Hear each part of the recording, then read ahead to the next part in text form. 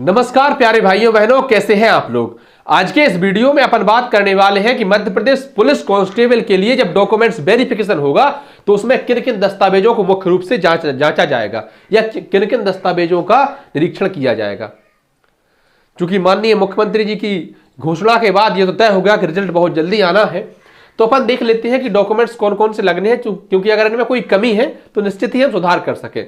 Video शुरू करने से पहले मैं एक और बात आपको बता दूं, अगर आपने पहले भी डॉक्यूमेंट्स वेरिफिकेशन दिया है तब तो आपको पता है पूरी प्रोसेस, लेकिन अगर आप पहली बार डॉक्यूमेंट्स वेरिफिकेशन देने जा रहे हैं तो आपके लिए ये महत्वपूर्ण होने वाली है वीडियो।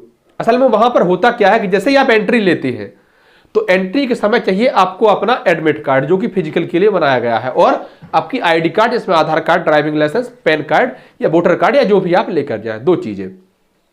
उसके बाद आपका डॉक्यूमेंट्स वेरिफिकेशन होगा। कुछ लोग या कुछ विभागों में ऐसा होता है कि डॉक्यूमेंट्स वेरिफिकेशन होता है आपका फाइनल जब ज्वाइनिंग होती है तब, लेकिन यहां पर ऐसा नहीं है। यहां आपका डॉक्यूमेंट्स वेरिफिकेशन फिजिकल के समय भी होगा और फिजिकल के पहले ही होगा।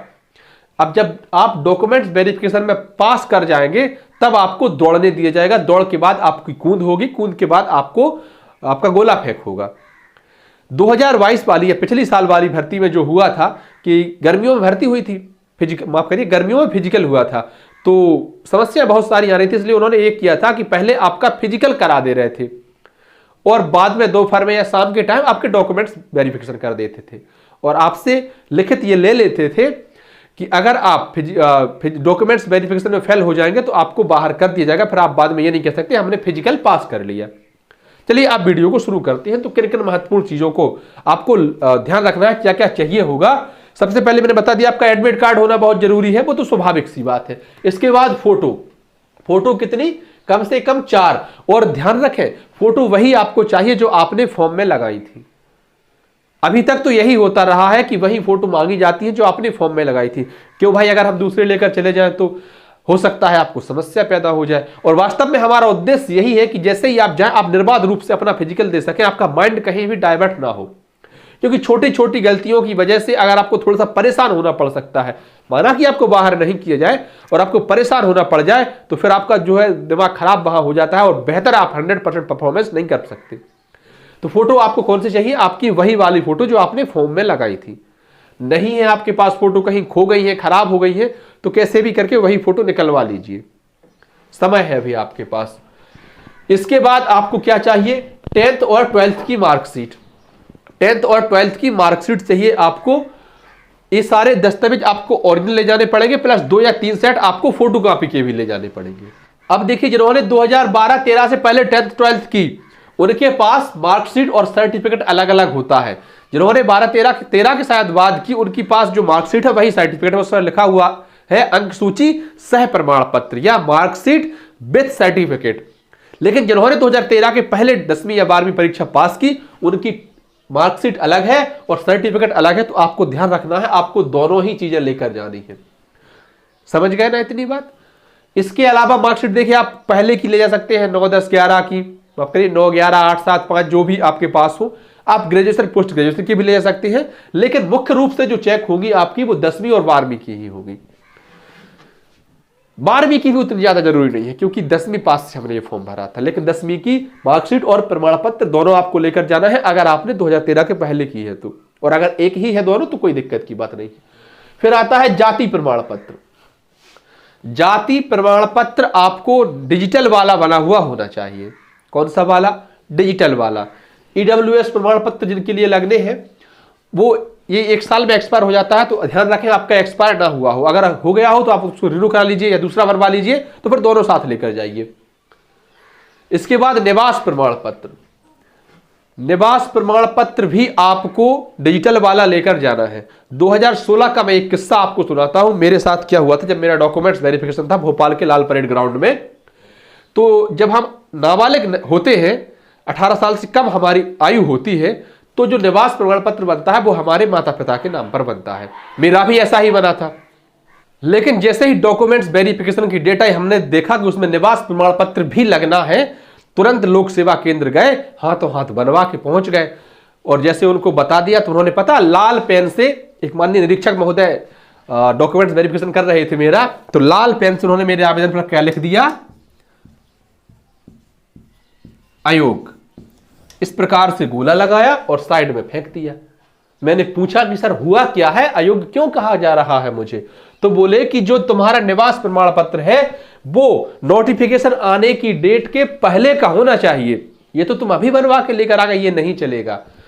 अच्छा, तो फिर मुझे 2016 में क्या करना पड़ा था फिजिकल देने के लिए? मैंने गांव में फोन किया, उस समय व्हाट्सएप बहुत कम लोगों के पास होते थे, तो एक दोस्त मिले, उनसे व्हाट्सएप पर फोटो मंगवाई, प्रिंट निकलवाया बाजार में जाके, तो प्रिंट उनको दिखाया और इस पूरी प्रोसेस में 2 घंटे का समय लग गया था, तब मुझे दौड़ने दिया गया।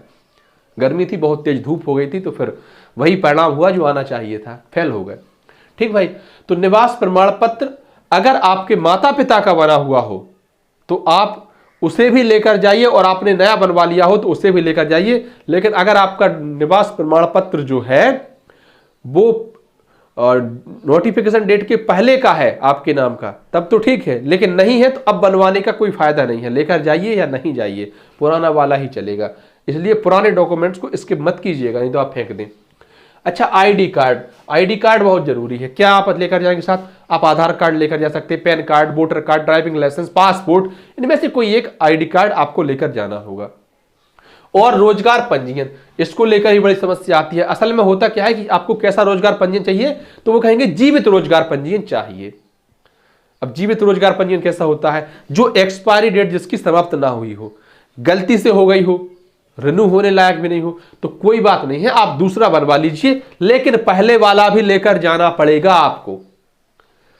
ये नहीं कि आपने दूसरा बनवा लिया, उसमें अलग रोजगार पंजीयन नंबर आया और पहले वाले में अलग नंबर था, और आप पहले वाला लेकर नहीं गए, दूसरा लेकर पहुंच गए, तो समस्या हो गई। तो आपको पहले वाला भी लेकर जाना है और दूसरा वाला भी।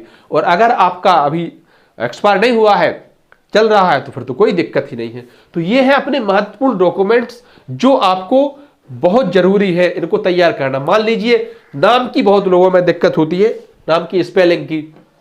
अगर आपके नाम में दिक्कत है कोई, जैसे जो आपका नाम 10th की मार्कशीट में लिखा है वो मान लीजिए जाति प्रमाण पत्र में नहीं लिखा है, या फिर आधार कार्ड में नहीं लिखा है, अब क्या करें? सुधार हो पा रहा है तो बहुत अच्छी बात है, नहीं सुधार हो पा रहा है तो शपथ पत्र संभवतः इसमें लग जाता है, आप शपथ पत्र लेकर जाइए, क्योंकि इन वजहों से भी आपको बाहर का रास्ता दिखाया जा सकता है या अयोग्य किया जा सकता है। और अगर नहीं किया जाए अयोग्य, मान लीजिए बाद में मौका दे दिया जाए, लेकिन उस प्रोसेस में आपका जो माइंड डाइवर्जन होगा वो बहुत हानिकारक होगा। तो फ्रेश माइंड से अब जब आप फिजिकल देंगे तो निश्चित ही बेहतर प्रदर्शन करेंगे। इसलिए आवश्यक है कि ये सभी दस्तावेज आपके अभी से क्लियर होने चाहिए। स्पेलिंग की समस्या बहुत सारे डॉक्यूमेंट्स में रहती है और बहुत लोगों के डॉक्यूमेंट्स में रहती है।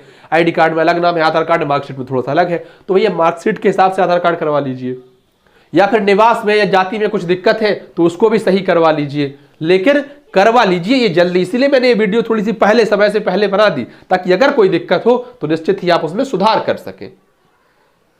कुछ लोग कह रहे थे, कुछ भैया, एक भैया कमेंट आया था कि भैया समग्र आईडी ले जानी पड़ेगी क्या? तो जहां तक मुझे पता है समग्र आईडी कोई काम नहीं है वहां पर, ना कभी चेक हुई है। मैंने भी 2 बार डॉक्यूमेंट वेरिफिकेशन दिया है एमपी पुलिस के लिए, तो समग्र आईडी की जरूरत नहीं पड़ती है।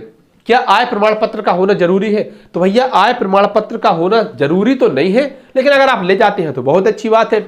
अगर आप अभी उसको बनवा रहे हैं तो फिर वो मान्य नहीं है, मान्य नहीं है, क्योंकि उसको नोटिफिकेशन डेट के पहले का होना चाहिए। हाँ, एक लाभ आय प्रमाण पत्र से जरूर मिल जाता है कि आप जब यात्रा करके जाते हैं तो यात्रा का भत्ता आपको मिल जाता है।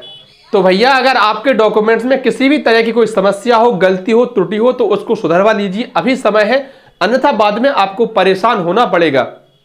तो बाद में परेशान होने से बेहतर है अभी उसका समाधान कर दिया जाए। धन्यवाद प्यारे भाइयों बहनों। वीडियो आपको अच्छी लगी हो तो वीडियो को लाइक कर दें, अपने अन्य साथियों तक साझा कर दें, और चैनल पर नए हैं तो भैया निवेदन है हाथ जोड़ के अपने चैनल को सब्सक्राइब भी कर दें।